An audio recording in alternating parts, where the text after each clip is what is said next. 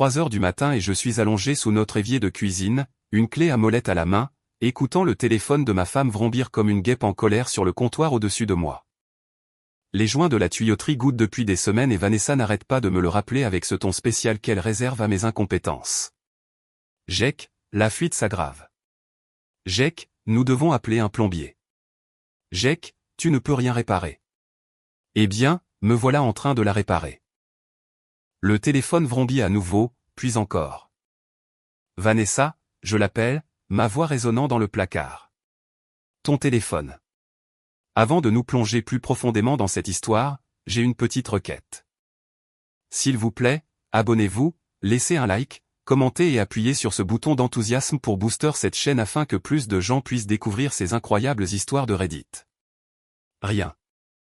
Elle dort à l'étage, probablement en train de rêver à sa prochaine promotion chez Techflow Solutions, où elle est la directrice des RH et, apparemment, la reine de l'univers. Le vrombissement continue, insistant, urgent. Je glisse dessous l'évier, m'essuyant les mains sur une vieille serviette. L'écran du téléphone s'allume à chaque notification, et je peux voir l'aperçu du message sans même essayer. Le nom de l'expéditeur me noue l'estomac. David L. David Lagne, son patron, le vice-président qui conduit la Porsche argentée et porte des costumes qui coûtent plus que mon salaire mensuel.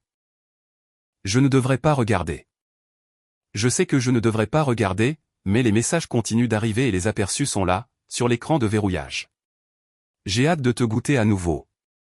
Demain soir, chez moi. Porte le truc rouge. Dis à ton mari que tu travailles tard. Mes mains se mettent à trembler. Pas encore de colère. Ça viendra plus tard. Pour l'instant, c'est juste le choc, comme si je touchais un fil sous tension. Je suis marié à Vanessa depuis 8 ans. Nous nous sommes rencontrés à l'université, mariés juste après avoir obtenu notre diplôme. Elle était ambitieuse à l'époque, déterminée, et j'admirais ça. Je l'admire toujours, je suppose. Mais quelque part en chemin, l'ambition est devenue cruauté, et la détermination est devenue du mépris pour quiconque ne grimpait pas la même échelle qu'elle, y compris moi. Je prends son téléphone. L'écran de verrouillage montre son fond d'écran, une photo de nous lors de notre lune de miel dans le Maine. Nous avons l'air heureux, jeunes, stupides. Je connais son code d'accès. C'est notre anniversaire de mariage. Quelle ironie, n'est-ce pas? Les messages s'ouvrent comme une blessure. Des mois de messages, des photos qui me font rougir le visage, des plans pour des escapades de week-end, David l'appelant, ma parfaite petite DRH, et Vanessa répondant avec des émojis cœur et des promesses qui feraient rougir un marin. Mais il n'y a pas que David. Il y a une conversation de groupe avec ses amis, Marcy et Alex, avec qui j'ai dîné, qui se sont toutes les deux assises à ma table et ont mangé ma nourriture tout en sachant exactement ce qui se passait dans mon dos. Marcy, comment le vieux boulet gère tes soirées tardives? Vanessa, Jake est à des kilomètres. Il croit vraiment que je travaille sur les bilans trimestriels. Alex, David est plein aux as. Quand est-ce que tu vas larguer le poids mort? Vanessa, bientôt. David parle de quitter sa femme. Il va falloir que le divorce soit propre. Alex, documente tout. Fais en sorte que Jake ait l'air instable. Marcy, oh, comme de la violence conjugale. Ça vaut une sacrée pension alimentaire. Vanessa, je tiens déjà un journal. Pauvre Jake violent et son problème d'alcool. Je n'ai pas de problème d'alcool. Je bois une bière après le travail parfois, peut-être 2 le week-end, mais je vois comment cela pourrait être détourné, surtout par quelqu'un qui sait exactement sur quel bouton appuyer. Je fais des captures d'écran de tout, chaque message, chaque photo, chaque discussion désinvolte sur la façon dont elles vont détruire ma vie. L'appareil photo de mon téléphone tourne à plein régime, capturant les preuves de la trahison de ma femme et de la complicité de mes amis.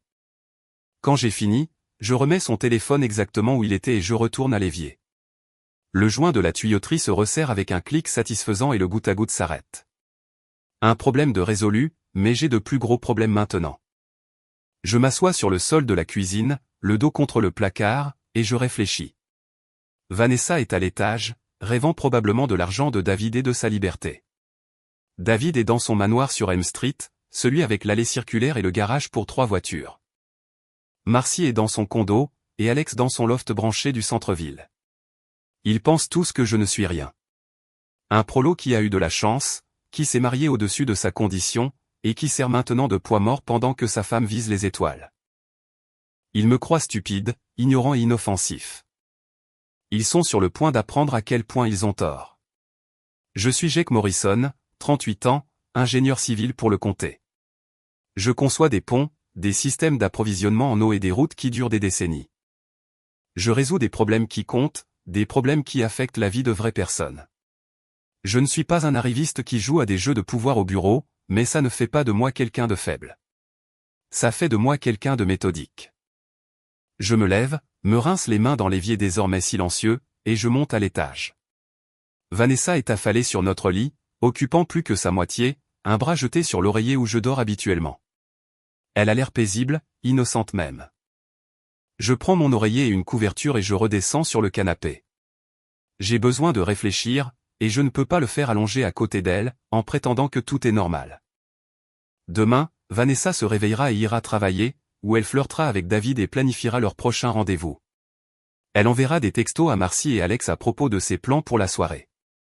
Elle rentrera à la maison, m'embrassera sur la joue et me demandera comment s'est passée ma journée, tout en complotant ma destruction. Mais demain, c'est aussi le jour où je commence à riposter. Je ferme les yeux, mais le sommeil ne vient pas. Au lieu de ça, je planifie. Je pense à la faiblesse de David, à l'ambition de Vanessa, à la loyauté de Marcy et Alex envers celui qui en profite le plus. Je pense à l'effet de levier, au timing et aux conséquences. Au matin, j'ai le squelette d'un plan. D'ici la semaine prochaine, j'aurai tout cartographié. Et d'ici la fin du mois, ils comprendront tous que Jake Morrison n'est pas un poids mort.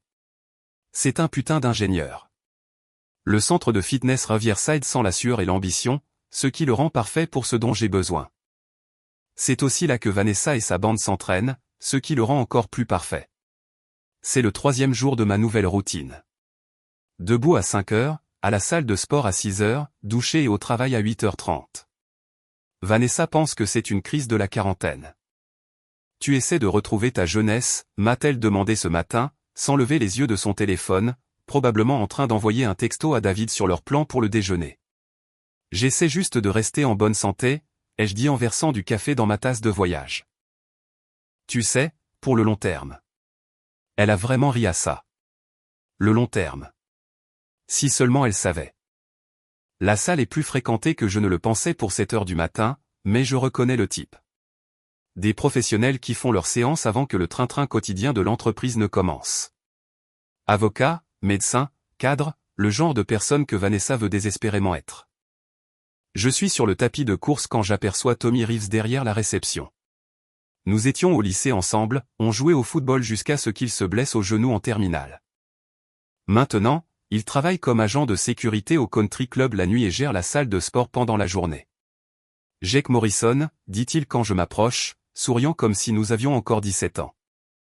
J'ai entendu dire que tu t'étais inscrit. Il était temps que tu fasses quelque chose pour cette bedaine de père de famille. Merci pour l'encouragement, dis-je. Mais je souris aussi. Tommy est un de ces gars qui n'a jamais changé, qui n'a jamais quitté la ville, qui n'a jamais voulu le faire. Il est heureux de sa vie, ce qui le rend dangereux pour des gens comme Vanessa, qui pensent que le bonheur est quelque chose que l'on atteint par le statut. Tu sais, dit Tommy en baissant la voix. Ta femme et ses amis viennent ici régulièrement, généralement vers midi. Ouais. Et elle parle beaucoup. De tout. Il me lance un regard significatif. Les murs ont des oreilles dans un endroit comme celui-ci, tu sais. Je sais exactement ce qu'il veut dire. La salle est pleine de miroirs et d'espaces ouverts. Les conversations portent, surtout quand les gens pensent être entourés d'amis. Je pourrais commencer à m'entraîner à l'heure du déjeuner, dis-je. Changer la routine. Bonne idée. Varier les plaisirs. Garder la vie intéressante. Cet après-midi-là, je suis de retour à midi, chronométrant mon arrivée juste au moment où la BMW de Vanessa entre dans le parking. Elle est avec Marcy, une agente immobilière blonde qui parle trop et réfléchit trop peu. Elle rit de quelque chose en entrant, tête rapprochée comme des conspiratrices, ce qu'elles sont, je suppose. Je me positionne près des poids libres, assez près pour entendre, mais assez loin pour paraître non impliqué. Elles se dirigent directement vers les vélos elliptiques et en quelques minutes, elles sont en pleine conversation. Alors, La femme de David devient méfiante, dit Vanessa en ajustant sa résistance. Elle l'a interrogé sur les soirées tardives. Qu'est-ce qu'il lui a dit, demande Marcy. La même chose que je dis à Jake. Gros projet, beaucoup d'heures supplémentaires. Elle l'a cru, mais de justesse. Peut-être que tu devrais te calmer un peu. Tu plaisantes? La voix de Vanessa baisse, mais pas assez. David est sur le point d'être promu vice-président senior. C'est un salaire de 300 000 $ plus les bonus. Je ne me calme pas du tout. Et Jake? Quoi, lui? Il répare des routes et rentre fatigué. Il n'est pas exactement un concurrent pour David Lagne. Elle rit et je sens ma mâchoire se crisper. Je me force à continuer de soulever, de respirer, d'écouter. Alex arrive 20 minutes plus tard, fraîchement sorti de son travail de marketing en ville. C'est la pire des trois, à la langue acérée et cruelle, le genre de femme qui trouve la douleur des autres divertissante. Mesdames, dit-elle, s'emparant de l'elliptique à côté d'elle. Quels sont les potins? Vanessa s'inquiète pour la femme de David, dit Marcy.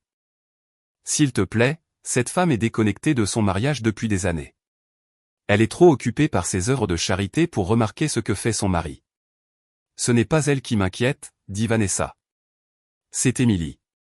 Émilie, la fille de David. Je l'ai vue en ville. 22 ans, fraîchement diplômée de l'université. Intelligente et jolie d'une manière qui n'a pas besoin de maquillage ou de vêtements de marque. Le genre de fille qui voit à travers le. Quoi, elle, demande Alex. Elle a posé des questions sur pourquoi son père travaille autant. Pourquoi il est toujours stressé. Elle n'est pas stupide. Et alors? C'est une gamine. C'est une gamine qui pourrait tout faire exploser si elle devient assez curieuse. Je termine ma série et je passe à la station suivante, en restant à portée de voix. C'est mieux que ce que j'espérais.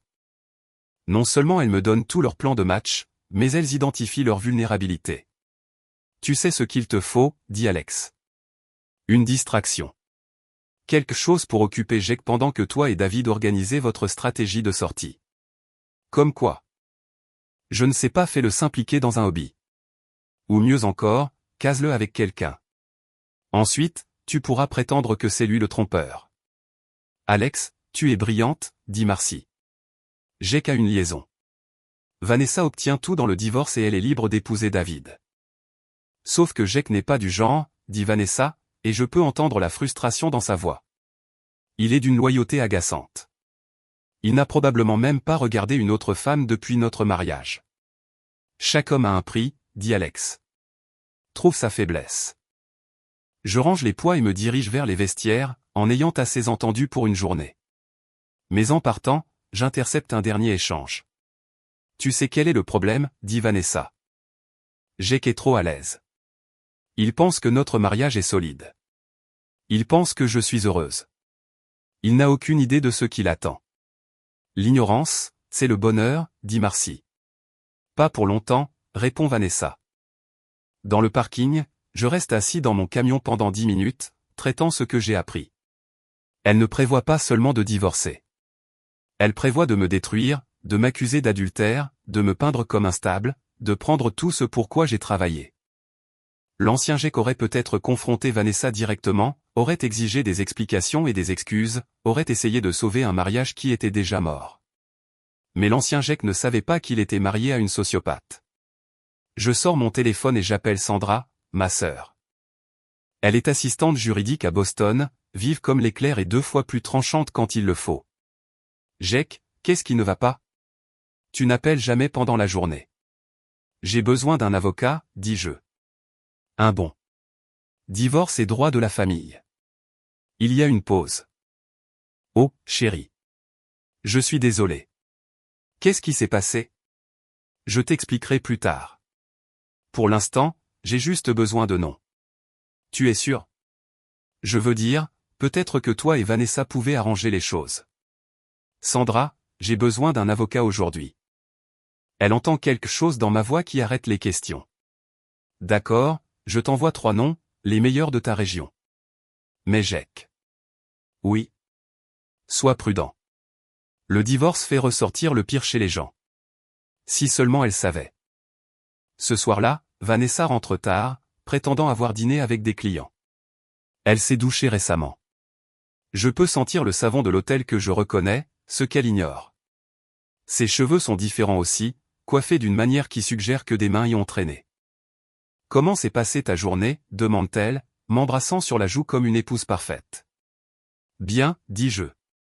Productive.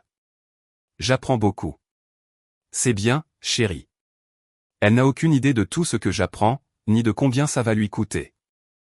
Le cabinet d'avocat de Patricia Chen ne ressemble en rien aux environnements d'entreprise stériles auxquels je suis habitué. Des livres tapissent chaque mur, des papiers recouvrent chaque surface, et la femme derrière le bureau a l'air de pouvoir débattre avec Dieu et gagner. « Monsieur Morrison », dit-elle en désignant une chaise en face de son bureau. « Sandra Morrison a parlé de vous en très bons termes. Elle a aussi dit que c'était urgent. » Ça l'est. Je lui tends un dossier contenant les impressions de chaque message, chaque photo, chaque preuve que j'ai recueillie. Ma femme a une liaison avec son patron. Il prévoit de m'accuser de violence conjugale et d'infidélité pour maximiser sa pension alimentaire. Patricia ouvre le dossier et commence à lire. Son expression ne change pas, mais je vois ses sourcils se lever légèrement à certains des messages les plus explicites. C'est assez complet, dit-elle après plusieurs minutes. Depuis combien de temps collectez-vous ça ? 2 semaines. Et votre femme n'a aucune idée ? Aucune. Patricia se penche en arrière dans son fauteuil, m'étudiant. Que voulez-vous, monsieur Morrison ? Un divorce rapide, la vengeance, la justice ? Je veux me protéger et je veux qu'ils subissent les conséquences de leurs actes. Ma femme, son patron et les amis qui ont aidé à planifier ma destruction. Patricia hoche lentement la tête. Je peux aider avec le divorce. Les preuves que vous avez sont solides. Adultère, complot en vue de commettre une fraude, association de malfaiteurs potentiels. Mais la vengeance. Ce n'est pas quelque chose que je peux officiellement conseiller. Officieusement ? Elle sourit, et ce n'est pas une expression agréable. Officieusement, votre femme et ses conspirateurs ont commis plusieurs erreurs tactiques. Ils ont documenté leur plan de manière extensive. Ils ont impliqué des tiers qui pourraient être contraints de témoigner. Et ils ont sous-estimé leur cible. C'est-à-dire ? C'est-à-dire que vous avez des options. Des options légales, des options financières et des options sociales. La question est de savoir jusqu'où vous êtes prêt à aller. Aussi loin que nécessaire. Bien. Alors parlons stratégie. Nous passons l'heure suivante à élaborer ma protection juridique. Patricia déposera des documents préliminaires documentant les preuves et établissant une chronologie. Elle fera également suivre David et Vanessa par un détective privé, construisant un dossier encore plus solide. Et l'association de malfaiteurs, je demande. Planifier de déposer de fausses accusations de violence conjugale est un crime. Si nous pouvons prouver l'intention, ce que ces messages suggèrent certainement, nous pouvons les faire arrêter. Combien de temps ? Donnez-moi 2 semaines pour monter le dossier correctement. Nous voulons que ce soit blindé. Je quitte le bureau de Patricia en me sentant mieux que je ne me suis senti depuis des semaines. Pour la première fois depuis que tout a commencé, je ne suis pas seulement en train de réagir, je planifie. Mais la protection juridique n'est qu'une partie de ce dont j'ai besoin. L'autre partie nécessite une touche plus personnelle. Ce soir-là, je suis dans mon atelier au sous-sol quand Vanessa appelle depuis le haut des escaliers. « Jake, tu peux monter ? Nous devons parler. » Je la trouve dans le salon, assise sur le bord du canapé, les mains jointes. Elle a l'air nerveuse, ce qui est inhabituel pour Vanessa. Elle est normalement inébranlable. « Qu'est-ce qui se passe ?» je demande, m'installant dans mon fauteuil. J'ai pensé à nous, à notre mariage. Ça y est. Le piège suggéré par Alex. Faire réfléchir Jake au problème du mariage. Planter des graines de doute. Le rendre vulnérable à une influence extérieure. Qu'y a-t-il à ce sujet ? Nous avons été distants ces derniers temps, comme si nous étions des colocataires au lieu d'un mari et d'une femme. Je n'avais pas remarqué. C'est une partie du problème, Jake. Tu ne remarques plus les choses. Quand est-ce que nous sommes sortis ensemble pour la dernière fois ? Juste nous deux. Je ne sais pas. Il y a quelques semaines. Et c'est 3 mois. Et quand est-ce que nous avons vraiment parlé de nos rêves, de notre avenir pour la dernière fois ? J'étudie son visage, cherchant les signes. La légère tension autour de ses yeux qui signifie qu'elle ment. La façon dont elle touche son alliance quand elle est nerveuse. Le faux sourire qui n'atteint pas ses yeux. Tout est là. Tu as raison, dis-je. Nous devrions y travailler. Je suis contente que tu sois d'accord. Je pensais que nous pourrions commencer par une thérapie. Une thérapie de couple. Une autre pièce du puzzle. Faire enregistrer Jake comme ayant des problèmes conjugaux, documenter son incapacité à communiquer, sa distance émotionnelle, son échec en tant que mari. C'est une bonne idée, dis-je. Tu as quelqu'un en tête? En fait, oui. Dr Rebecca Walsh. Elle est très recommandée. Je parie qu'elle l'est. Probablement recommandée par David, qui a fait ses recherches sur les thérapeutes favorables au divorce. Ça a l'air parfait. Vanessa s'illumine, probablement surprise de la facilité avec laquelle cela s'est passé. Super. Je l'appellerai demain pour prendre rendez-vous. J'ai hâte. Après qu'elle soit montée, je fais des recherches sur Dr Rebecca Walsh. Bien sûr, elle a la réputation d'aider les femmes dans des mariages difficiles. Les témoignages de ses clients sont remplis de phrases comme « J'ai trouvé ma force » et « J'ai réalisé que je méritais mieux ». J'appelle Patricia Chen. Ils vont plus vite que nous le pensions, je lui dis. Thérapie de couple avec une thérapeute spécialisée dans l'aide aux femmes qui veulent quitter leur mari. C'est attendu, dit Patricia. Ils construisent un récit. Femme malheureuse, mari distant, mariage qui ne peut être sauvé. Comment dois-je gérer les séances? Avec précaution. Ne leur donnez rien qu'ils puissent utiliser. Soyez coopératifs mais pas trop empressés. Exprimez votre inquiétude pour le mariage, mais n'admettez pas de manquement spécifique. Et pour l'enregistrement? L'Illinois est un État où le consentement des deux parties est requis. Vous ne pouvez pas enregistrer sans sa permission. Mais je peux prendre des notes. Absolument. Documentez tout. La première séance de thérapie est prévue pour le mardi suivant. Cela me donne 4 jours pour me préparer, 4 jours pour être prêt pour la performance de ma vie. Car c'est ce que c'est, une performance. Vanessa joue la femme inquiète. David joue le patron compréhensif. Et Marcy et Alex jouent les amis loyaux. Mais moi, je ne joue rien. Je suis le metteur en scène de toute cette production, et ils ne le savent même pas. Mardi arrive plus vite que prévu. Le bureau du docteur Walsh se trouve dans une maison victorienne reconvertie du centre-ville.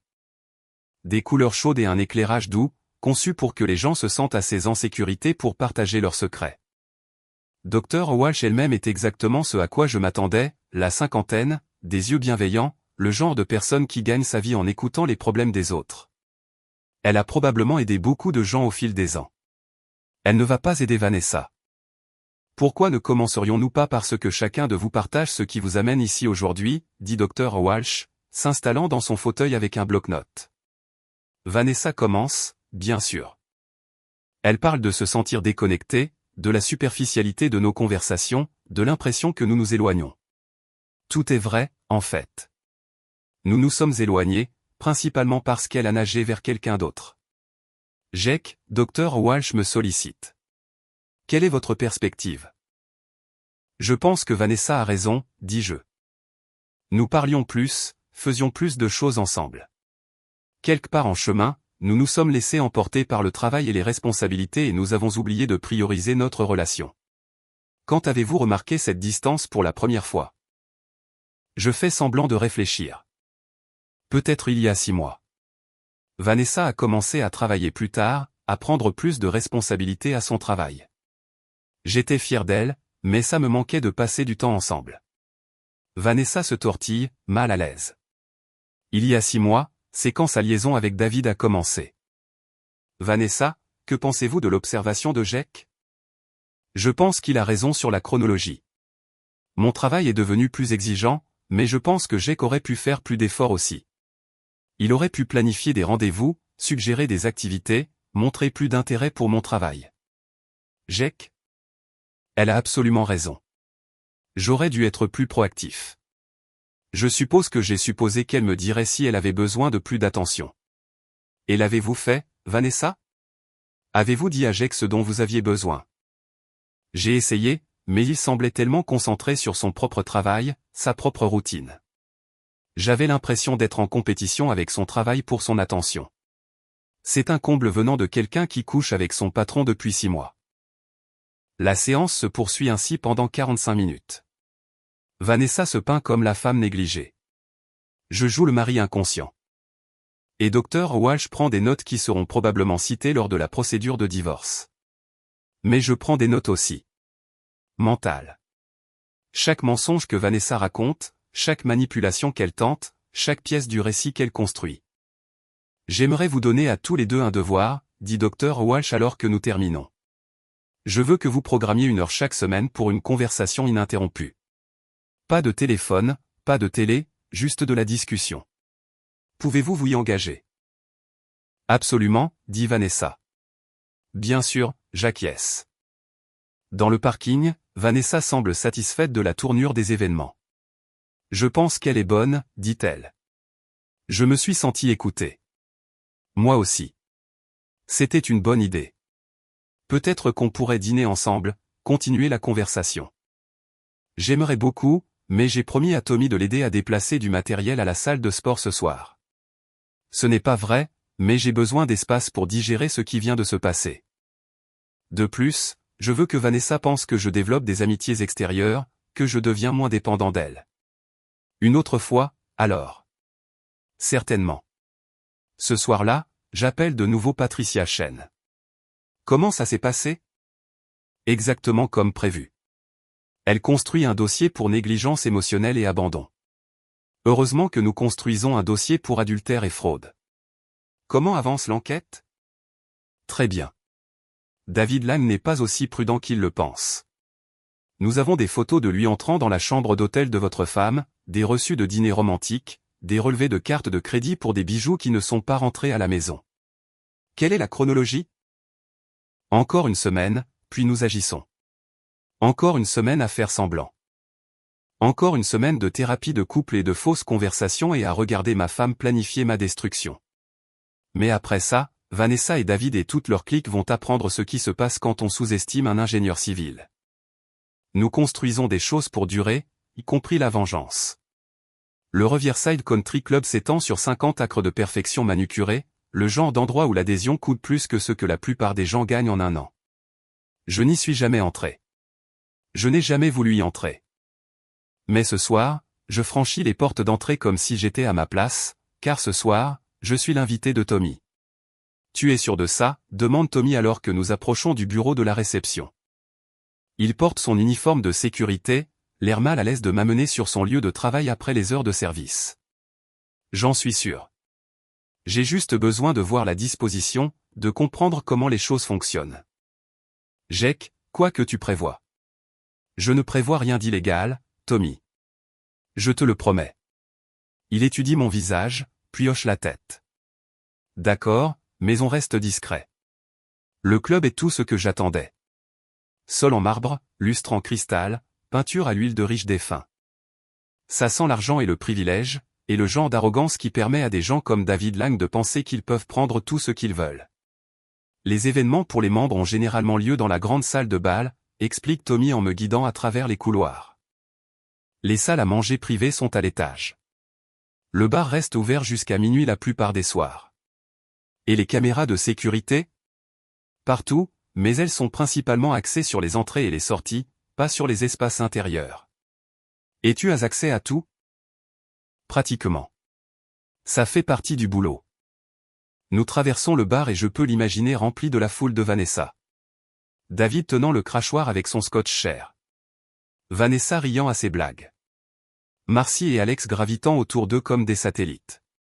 Il y a une vente aux enchères caritatives vendredi prochain, dit Tommy. Gros événement. Tous les VIP locaux seront là, y compris David Lang. Oh, ouais. Il est au conseil d'administration. Il fait toujours un grand spectacle de ses dons. Parfait. Tu penses que tu pourrais me faire inviter? Tommy s'arrête de marcher. Jake, qu'est-ce que tu fais vraiment ici? Je regarde mon plus vieil ami, ce type qui n'a jamais fait de mal à personne, qui cumule 2 emplois pour joindre les 2 bouts, qui vit toujours dans le même quartier où nous avons grandi. Il mérite la vérité. Vanessa a une liaison avec David Lang. Il prévoit de m'accuser de violence conjugale et de prendre tout ce que j'ai dans le divorce. Le visage de Tommy passe par plusieurs expressions avant de se figer dans la colère. Cette sorcière? Ouais.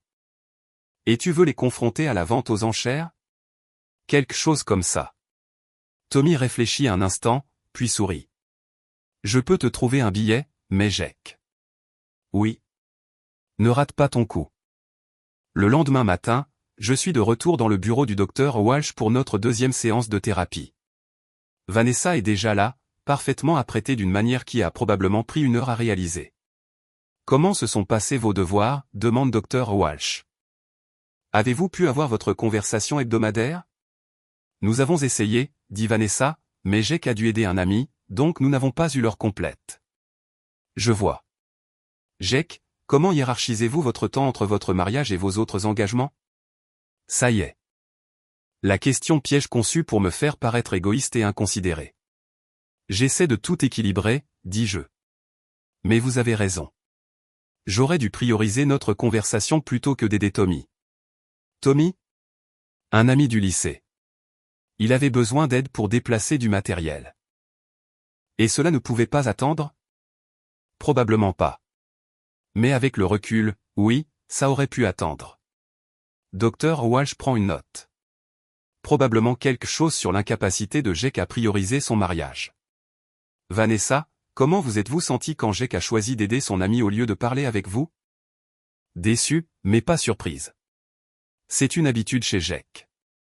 Les besoins des autres semblent toujours plus urgents que les miens. J'ai envie de rire. Les besoins des autres, comme le besoin de David Lang de coucher avec ma femme. Pouvez-vous me donner un autre exemple de ce schéma? Le mois dernier, Jake a passé 3 week-ends à travailler sur la terrasse de sa voisine au lieu de finir des projets dans notre propre maison. Jake? Madame Harris a 80 ans et vit seule. Sa terrasse pourrissait et elle n'avait pas les moyens d'embaucher quelqu'un. Je pensais que c'était la bonne chose à faire. Mais les projets de votre propre maison sont restés inachevés? Certains d'entre eux, oui. Plus de notes. Jake aide tout le monde sauf sa femme. Jake néglige sa propre maison. Jake a des priorités mal placées. La séance se poursuit dans cette veine pendant encore 30 minutes. Chaque question est conçue pour souligner mes manquements en tant que mari. Chaque réponse est tordue en preuve de notre incompatibilité. Mais je joue le jeu parce que j'ai besoin que Vanessa se sente en confiance. J'ai besoin qu'elle croie que son plan fonctionne. J'aimerais essayer un exercice différent la semaine prochaine, dit Dr Walsh alors que nous terminons. Je veux que chacun de vous écrive une lettre à l'autre exprimant vos sentiments sur le mariage. Ne les partagez pas à l'avance. Nous les lirons ensemble pendant notre séance. Ça a l'air utile, dit Vanessa. Je le pense aussi, j'acquiesce. Dans le parking, Vanessa semble pleine d'énergie. J'ai l'impression que nous progressons, dit-elle. Moi aussi. Dr Walsh sait vraiment comment aller au cœur des choses. Peut-être qu'on pourrait réessayer ce dîner ce soir? J'adorerais, mais je bois un verre avec des gars du travail. Un truc de cohésion d'équipe. Un autre mensonge. Mais je vois que ça marche.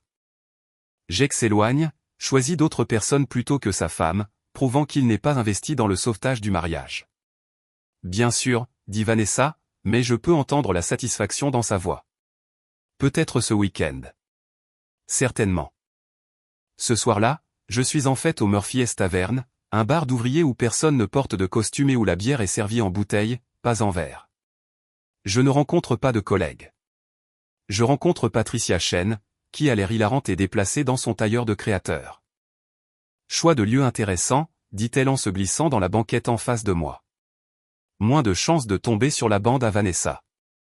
Intelligent. Comment se passent les séances de thérapie? Exactement comme prévu. On me dépeint comme un mari négligent qui priorise tout le monde sauf sa femme. Bien. Laissez-la construire ce récit. Quand nous présenterons les preuves de sa liaison, le contraste sera dévastateur. Quel est l'état de l'enquête? Patricia ouvre sa mallette et en sort un dossier. David Lang est remarquablement prévisible. Même hôtel tous les mardis et jeudis. Même chambre, même heure. Votre femme arrive 30 minutes après lui. part 1 heure avant lui. Elle me montre des photos qui me retournent l'estomac. David entrant au Riverside, Vanessa le suivant, tous deux partant à des moments différents, l'air satisfait. Il y a plus, continue Patricia. David a utilisé les fonds de l'entreprise pour payer ses hôtels. C'est du détournement de fonds. Sa femme pourrait le plumer au divorce. Sa femme est au courant? Pas encore, mais elle le sera bientôt. Et l'exercice d'écriture de lettres? Opportunité parfaite. Écrivez quelque chose de sincère, mais pas désespéré. Exprimez votre engagement envers le mariage, mais reconnaissez les problèmes. Faites-vous passer pour le plus raisonnable. Et Vanessa? Elle écrira probablement quelque chose qui documente tous vos prétendus manquements.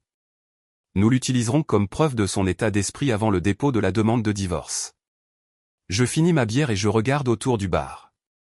Des travailleurs qui prennent un verre après une longue journée, parlant de vrais problèmes, menant des vies honnêtes. Aucun d'entre eux ne complote pour détruire son conjoint, voler son entreprise ou manipuler des thérapeutes. Patricia, quand ce sera fini, à quel point ça va être grave pour eux? Grave. Vanessa fera face à des accusations de complot en vue de commettre une fraude. David fera face à des accusations de détournement de fonds et à un divorce ruineux. Leurs carrières seront terminées, leur réputation détruite. Bien. Vous êtes sûr de ça, Jake? Une fois que nous aurons appuyé sur la gâchette, il n'y aura pas de retour en arrière. Je pense au faux sourire de Vanessa, à la confiance suffisante de David, à Marcy et Alex planifiant ma destruction comme si c'était un jeu, j'en suis sûr. Alors nous agirons vendredi soir, à la vente aux enchères caritatives. Pourquoi là-bas? Patricia sourit, et ce n'est pas une expression agréable. Parce que c'est à ce moment-là qu'ils auront le plus à perdre. Vendredi arrive vite. Je passe la matinée à écrire ma lettre à Vanessa, rédigeant quelque chose qui semble sincère mais pas pathétique. Je reconnais nos problèmes, j'exprime mon amour pour elle et je m'engage à travailler plus dur sur notre mariage. Tout est vrai, en fait. Où ça l'aurait été si elle n'avait pas couché avec son patron et comploté ma destruction. Cet après-midi-là, je reçois un texto de Tommy. Tout est prêt pour ce soir. Table 12. Essaie de ne pas mettre le feu à l'endroit. À 18h, je mets mon plus beau costume, celui que je portais à mon mariage, et je me rends au country club. Le parking est plein de voitures de luxe, BMW, Mercedes, Porsche. Mon camion a l'air d'une épave en comparaison, ce qui est exactement l'image que je veux projeter. À l'intérieur, la vente aux enchères est déjà en cours. La salle de bal est bondée de l'élite locale, tous sur leur 31, tous en compétition pour voir qui peut dépenser le plus d'argent pour la charité. Je repère immédiatement David.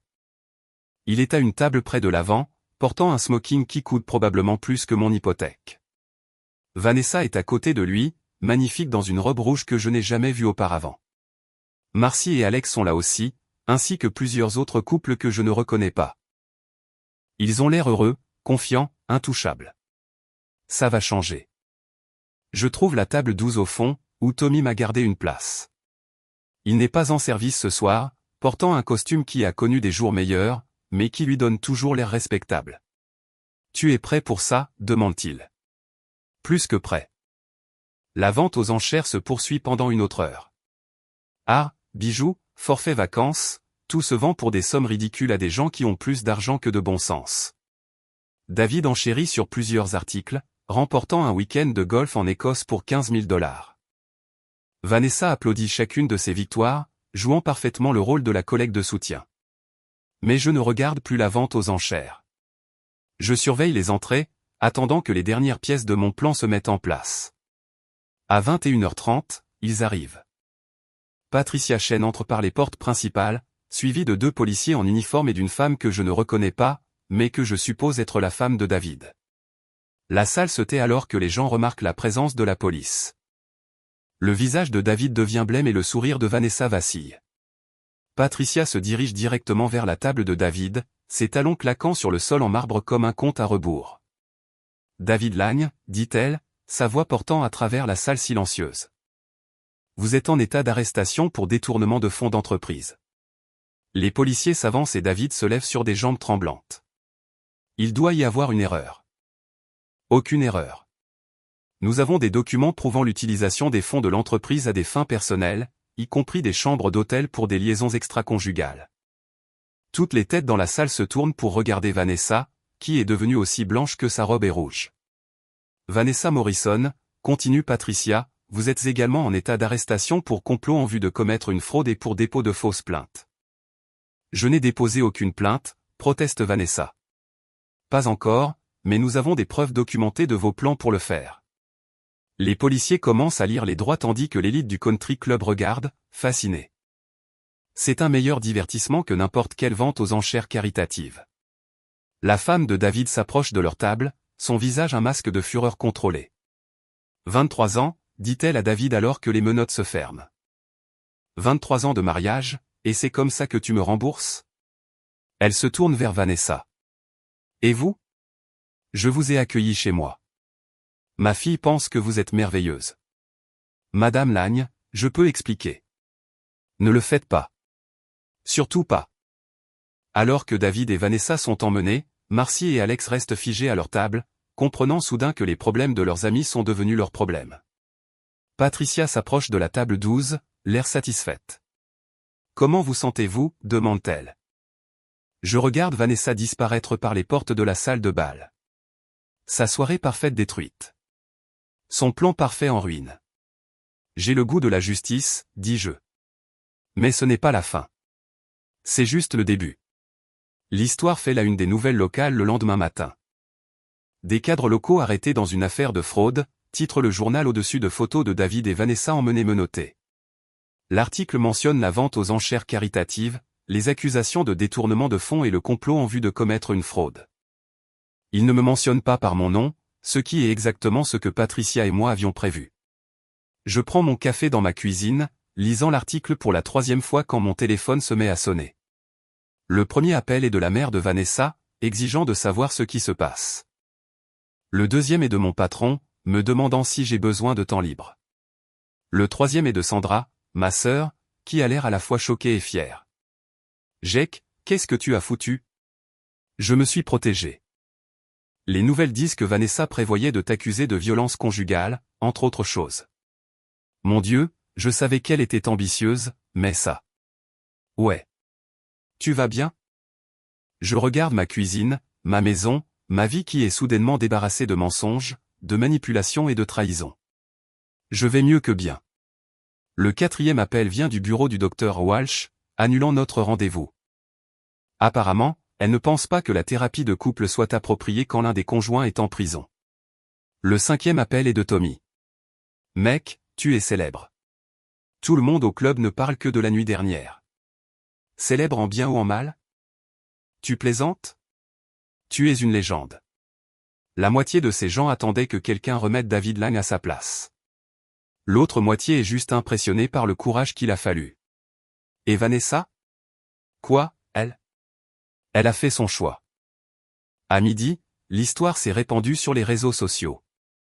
Marcy et Alex ont toutes les deux désactivé leur compte Facebook, mais pas avant que des captures d'écran de leurs publications soutenant Vanessa ne soient largement partagées. Les commentaires sont brutaux. On dirait qu'elles ont misé sur le mauvais cheval. Qui se ressemble s'assemble. J'espère que ça en valait la peine. Je ne suis pas très actif sur les réseaux sociaux, mais je vérifie une dernière fois l'Instagram de Vanessa. Sa dernière publication date d'il y a 3 jours. Une photo d'elle et David à un événement d'entreprise, tous deux souriant comme s'ils possédaient le monde. Les commentaires sur cette publication sont devenus virulents. À 14 h, Patricia appelle avec une mise à jour. Vanessa a été libérée sous caution ce matin. David est toujours en détention. Sa femme a gelé leur compte joint, donc il ne peut pas payer la caution. Et maintenant? Vanessa essaiera probablement de te contacter. Ne lui parle pas sans ma présence. Tout ce qu'elle dit pourrait être utilisé contre elle au tribunal. Et le divorce? Nous déposerons la demande lundi matin. Avec les accusations criminelles en cours, ça devrait être simple. Tu garderas la maison, le camion, tes comptes de retraite. Elle aura ce qui reste après les frais de justice, ce qui ne sera pas grand-chose. Probablement pas. Ce soir-là, je fais griller un steak sur ma terrasse arrière quand je vois la BMW de Vanessa s'arrêter dans l'allée. Elle reste dans la voiture pendant plusieurs minutes avant de sortir. Et quand elle s'approche enfin du portail arrière, on dirait qu'elle a vieilli de 10 ans en 2 jours. Jake, dit-elle, la voix brisée. Nous devons parler. Patricia Chen m'a dit de ne pas te parler sans sa présence. Patricia Chen? Tu as engagé Patricia Chen? La meilleure avocate en divorce de l'État, d'après ma sœur. Le visage de Vanessa s'effondre. Jake, s'il te plaît. C'est tout un malentendu. Les accusations sont bidons. David et moi, nous n'avons jamais. Vanessa, j'ai des photos. J'ai des messages textes. J'ai des enregistrements de toi et de tes amis prévoyant de m'accuser de violence conjugale. Tu nous enregistrais?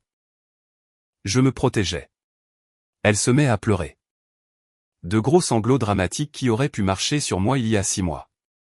Maintenant, il semble juste calculer. J'ai fait une erreur, dit-elle.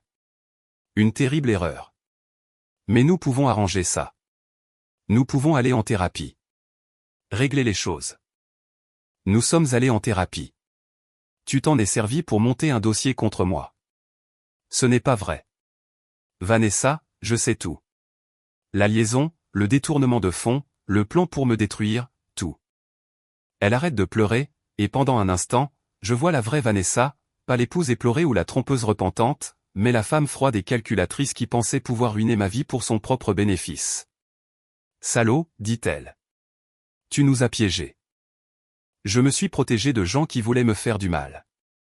La carrière de David est finie. Sa femme l'a quitté. Sa fille ne lui parle plus. Tu as détruit toute une famille. David a détruit sa propre famille quand il a décidé de coucher avec ma femme. Et moi? Et ma carrière? Qu'en est-il? Techflow m'a viré ce matin. Je ne travaillerai plus jamais dans les RH. Ma réputation est ruinée. Tu aurais dû y penser avant de décider de commettre une fraude. Vanessa me regarde fixement pendant un long moment, et je peux la voir calculer, chercher un angle, un moyen de manipuler la situation à son avantage. La maison est à moitié à moi, dit-elle finalement. Plus maintenant. Patricia dépose la demande de divorce lundi matin. L'adultère et la fraude sont des motifs de déchéance des biens matrimoniaux en Illinois. Tu ne peux pas faire ça. Je l'ai déjà fait. Elle se retourne pour partir, puis s'arrête. Tu sais ce qui est drôle, Jake? Je t'ai vraiment aimé, un jour. Avant que tu ne deviennes si ennuyeux, si prévisible, si satisfait de ta petite vie. Et je t'ai aimé aussi. Avant que je ne découvre que j'étais marié à une sociopathe. Je ne suis pas une sociopathe. Vanessa, tu as prévu de m'accuser de violence conjugale. Tu allais m'envoyer en prison pour obtenir un meilleur règlement de divorce. Comment tu appelles ça? Elle n'a pas de réponse à ça. Je me battrai, dit-elle. Je me battrai contre le divorce, les accusations, tout. Avec quel argent? Tu es au chômage, tu fais face à des accusations criminelles et ta réputation est détruite. Quel avocat va prendre ton cas? Je trouverai quelqu'un. Bonne chance avec ça. Elle retourne à sa voiture, et je la regarde s'éloigner. Une partie de moi a pitié d'elle. La partie qui se souvient de la femme que j'ai épousée. La femme qui riait à mes blagues et rêvait de notre avenir ensemble. Mais cette femme est morte quelque part en chemin, remplacée par quelqu'un qui me voyait comme un obstacle à éliminer plutôt qu'un mari à chérir. Le lendemain matin, je lis le journal du dimanche quand Tommy appelle. Tu as vu les nouvelles? Quelles nouvelles? David Lang a tenté de se suicider la nuit dernière. Overdose de somnifères. Il est aux soins intensifs à l'hôpital général de Riverside. Je pose ma tasse de café. Est-ce qu'il va s'en sortir? Il pense que oui. Mais Jake, c'est sa fille qui l'a trouvé. Emily. C'est elle qui a appelé les secours. Emily, la fille intelligente et gentille qui ne méritait rien de tout ça. Comment va-t-elle? À ton avis? Son père est un trompeur, un escroc, et maintenant un suicidaire. Sa mère demande le divorce.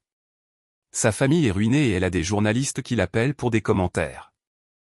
Je pense à Emily, 22 ans, regardant son monde s'effondrer parce que son père n'a pas su garder son pantalon fermé et que le mari de sa maîtresse n'a pas voulu se laisser détruire tranquillement.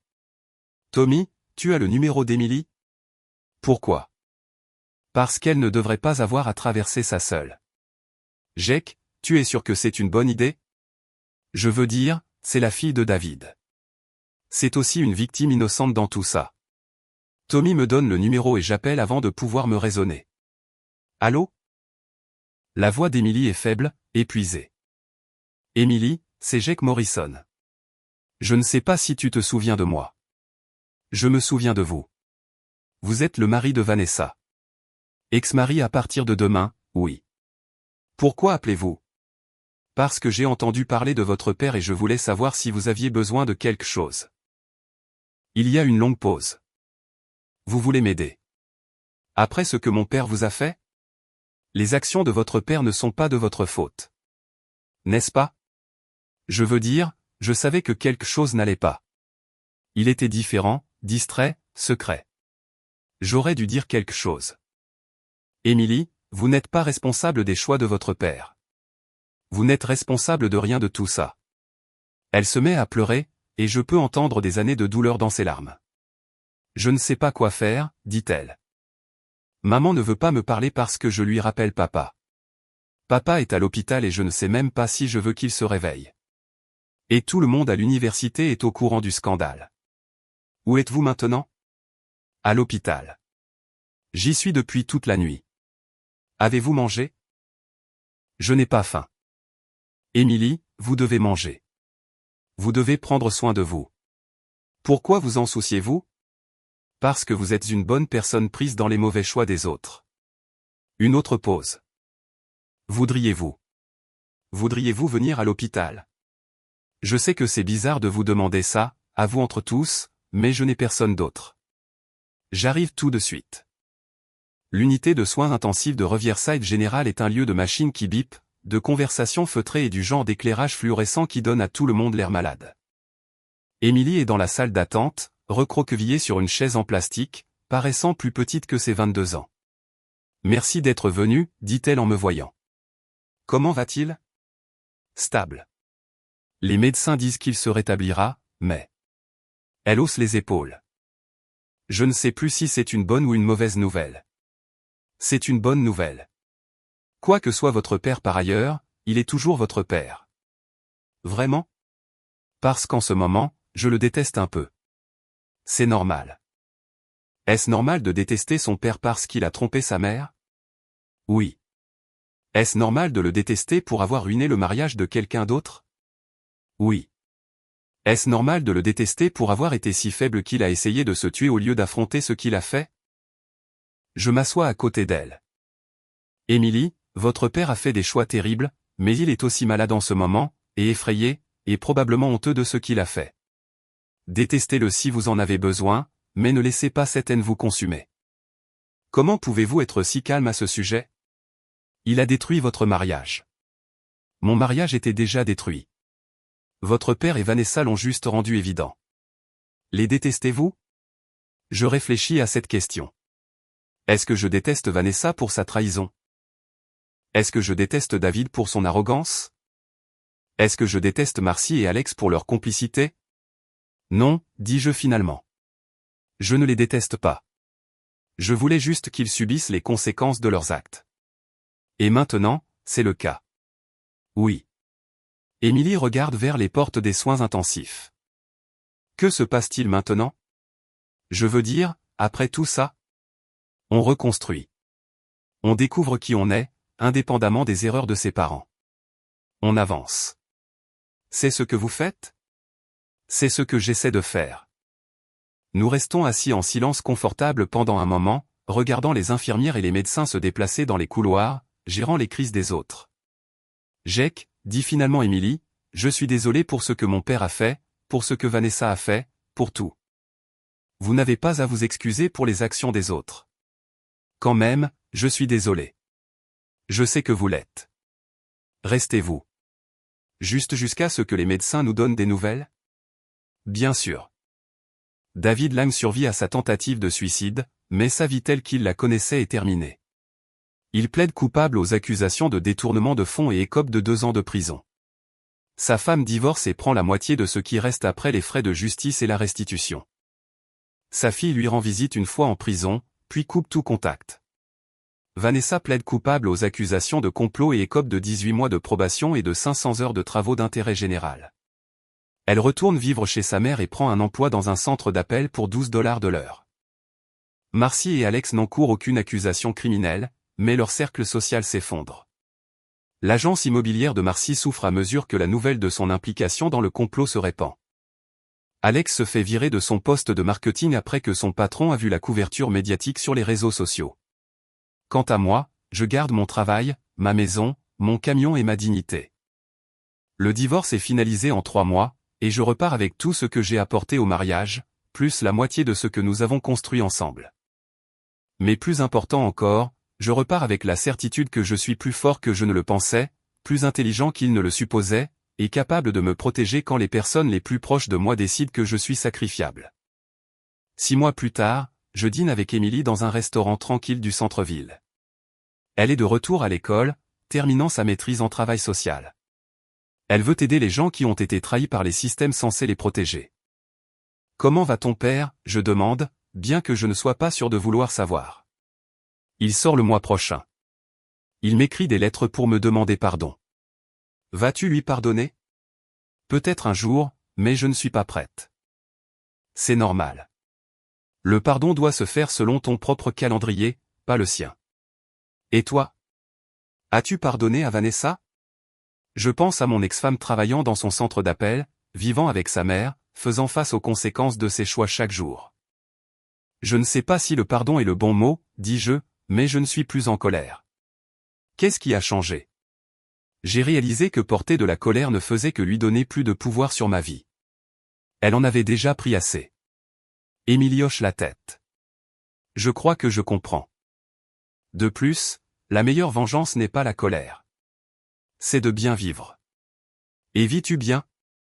Je regarde autour du restaurant, les autres couples qui dînent, les gens normaux qui vivent des vies normales sans drame, ni trahison, ni complot. Ouais, dis-je. Je crois que oui. 2 ans plus tard, je tombe sur Vanessa à l'épicerie. Elle est plus mince que dans mon souvenir, portant des vêtements qui ont connu des jours meilleurs, poussant un chariot plein de marques génériques et d'articles à prix réduit. « Jake », dit-elle, et je peux entendre la nervosité dans sa voix. « Vanessa. Tu as l'air bien. » « Merci. Toi aussi. » C'est un mensonge, mais un mensonge gentil. « J'ai entendu dire que tu voyais quelqu'un, » dit-elle. « C'est vrai. Elle s'appelle Sarah. C'est une enseignante. C'est bien. Je suis contente pour toi. Un autre mensonge. Mais j'apprécie l'effort. Comment vas-tu, je demande. Mieux. J'ai repris mes études pour devenir assistante juridique. Ce n'est pas les RH, mais c'est un travail honnête. C'est bien. Nous restons là, maladroitement, pendant un moment. 2 personnes qui partageaient autrefois une vie, maintenant des étrangers qui font la conversation dans le rayon des céréales. Jake, dit-elle finalement, je sais que ça n'a plus d'importance maintenant, mais je suis désolé. Pour tout. Je sais que tu le es. Penses-tu que tu pourras un jour me pardonner? Je regarde cette femme qui a été ma femme pendant 8 ans, qui a planifié ma destruction, qui m'a causé tant de douleurs, de nuits blanches et a brisé ma foi en autrui. Je l'ai déjà fait, dis-je, et je réalise que c'est vrai. Vanessa se met à pleurer, là, dans l'épicerie, et je lui tends un mouchoir de ma poche. Merci, murmure-t-elle. De rien. J'espère qu'elle te rend heureux, Sarah. Elle le fait. Bien. Tu mérites d'être heureux.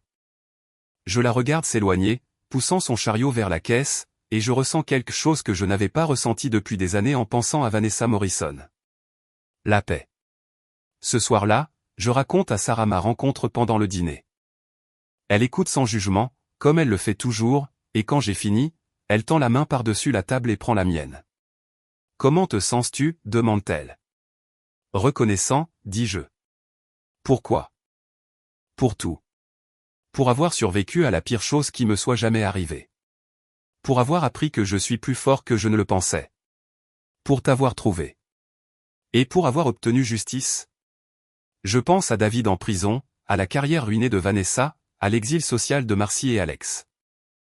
Non, dis-je. Pas pour la justice. La justice n'était que le début. Alors pourquoi?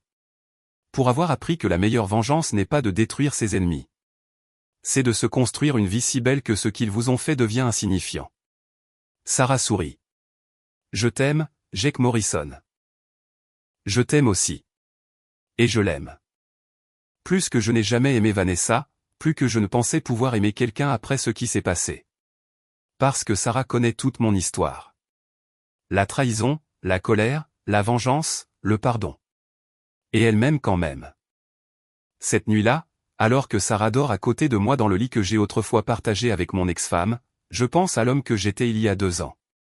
Naïf, confiant, prêt à croire au meilleur chez les gens, même quand ils me montraient le pire d'eux-mêmes.